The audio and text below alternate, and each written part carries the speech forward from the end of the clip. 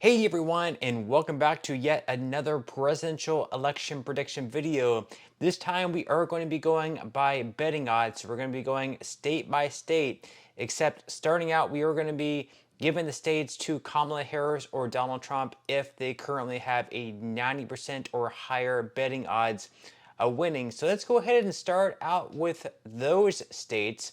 And right away, we can see that Kamala Harris has 213 electoral college votes going towards her, 188 electoral college votes going towards Trump. And once again, in today's video, we are not going to be going by polls. Instead, we're going to be going by betting odds. And this is why I think it is so important, because by polls, you never know exactly what you're going to be getting results wise. You're going to be calling a certain amount of people, and you may get someone to pick up the phone or take your poll, like 1 out of every 30 people that you call.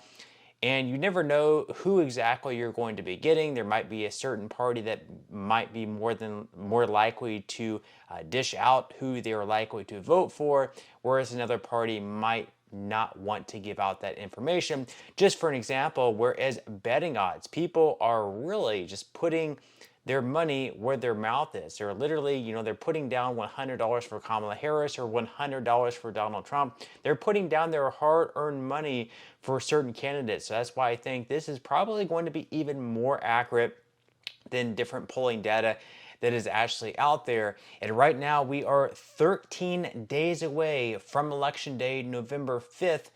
But keep in mind, in most states right now, you can actually vote early. In the state of Florida, for example, you could vote as early as Monday this week. So I would definitely encourage everyone to go out and vote early if you can, because you never know what's going to come up come Election Day.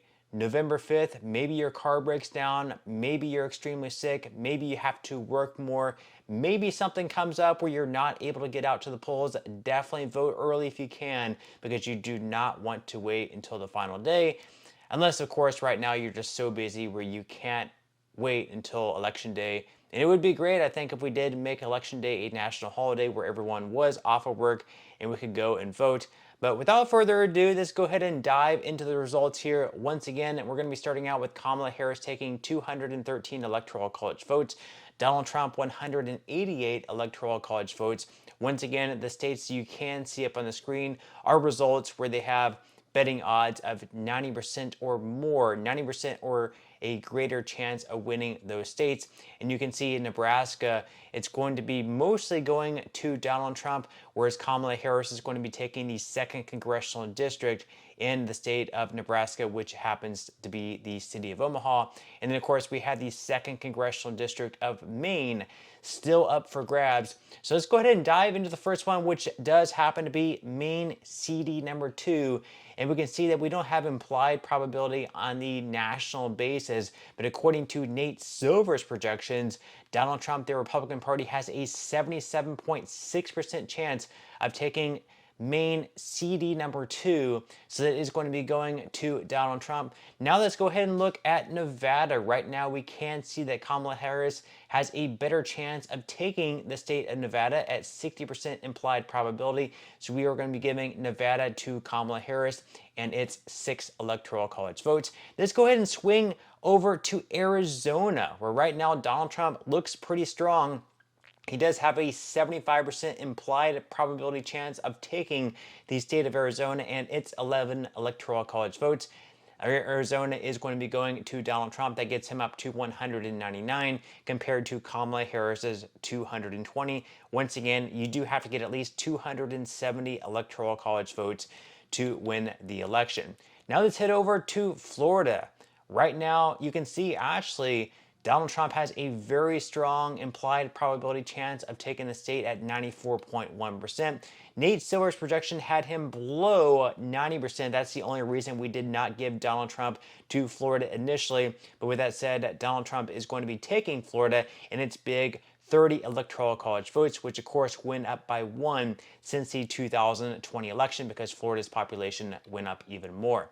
So right now we have Donald Trump at 229. He surpasses Kamala Harris, who is still at 220. Let's go up to Georgia, where Donald Trump once again has a pretty good sized lead on Kamala Harris as far as betting odds go. We are going to be giving Donald Trump to Georgia. That gets Trump up to 245 to Kamala Harris's 220. We have 5 states left to go. We have North Carolina, Virginia, Pennsylvania, Michigan, and Wisconsin. This started out in North Carolina, where once again Donald Trump is the favorite. A 66.7% chance of taking the state of North Carolina.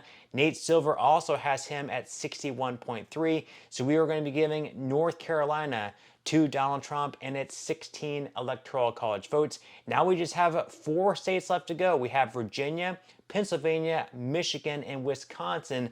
And out of these 4 states, Kamala Harris will have to win all 4. If Donald Trump can pick up just one of these 4 states, that's going to give him up to 270 plus electoral college votes, which would be more than enough to take this election.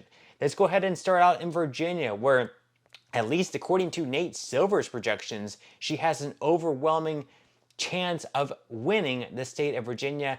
The implied betting odds probability is much lower than what Nate Silver has it at, just 80.9% chance for Kamala Harris to pick up the state. But with that said, that of course is going to be more than enough for her to take the state of Virginia and keep her chances alive in the 2024 election. Now let's go ahead and move over to Michigan, where right now it is a absolute dead heat.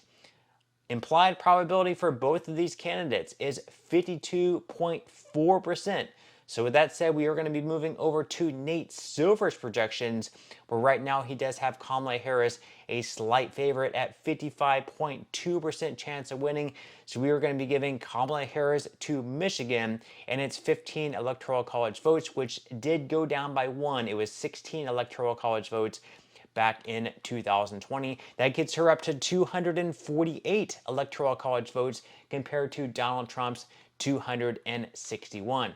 Now let's head over to Wisconsin, where once again, just like in Michigan, both of them have a 52.4% implied probability chance of taking the state.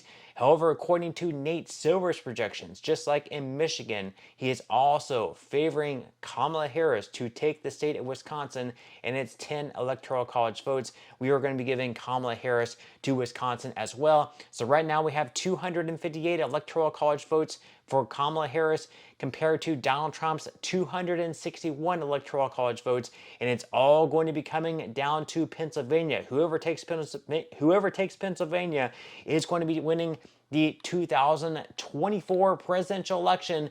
And if we pull up the results here, we can see that Donald Trump has a 58% implied probability chance of taking the state, and it's 19 electoral college votes. It was 20 electoral college votes back in 2020 that did go down by 1.